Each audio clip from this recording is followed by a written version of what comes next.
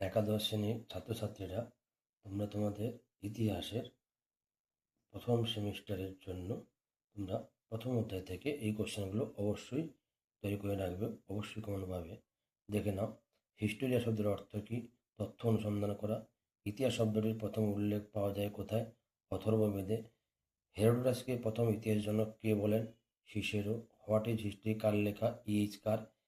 Pre history কথার অর্থ কী? প্রাগ ইতিহাস। প্রোটো হিস্ট্রি কথার অর্থ কী? প্রাক ইতিহাস।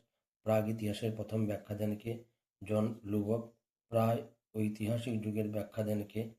Timothy Taylor. ফতোয়া-ই জাহানদারি গ্রন্থের বিষয়বস্তু কী? রাষ্ট্রনীতি। কোন যুগকে মানব সভ্যতার ঊষাকাল বলা হয়? প্রাগৈতিহাসিক যুগ।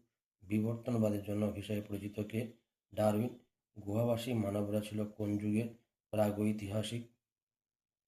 প্রাগৈতিহাসিক যুগের ইতিহাস জানার প্রথম উপাদান কি? জীবাশ্রয়। কোন যুগ বা সময়কালকে যুগ সন্ধিক্ষণের যুগ বলা হয়? প্রায় ঐতিহাসিক। মানুষ প্রথমে হাতিয়ার হিসেবে ব্যবহার করত কি? পাথর। হোমো ইরেক্টাস প্রজাতির মানুষের অস্তিত্ব ছিল কোন যুগে? প্রাচীন প্রস্তর যুগে। জীবাশ্রয়ের কাল নির্ণয়ের জন্য বিখ্যাত হলেন কে? Charles loyal. মানুষের সবচেয়ে পুরাতন জীবাশ্রয়টি পাওয়া গেছে কোথায়? আফ্রিকায়। এই প্রশ্নটি অবশ্যই করে রাখবে। ভিডিও ভালো লাগলে লাইক, কমেন্ট, শেয়ার করবে এবং এরকম ভিডিও পেতে চ্যানেলটিকে অবশ্যই সাবস্ক্রাইব করে রাখবে।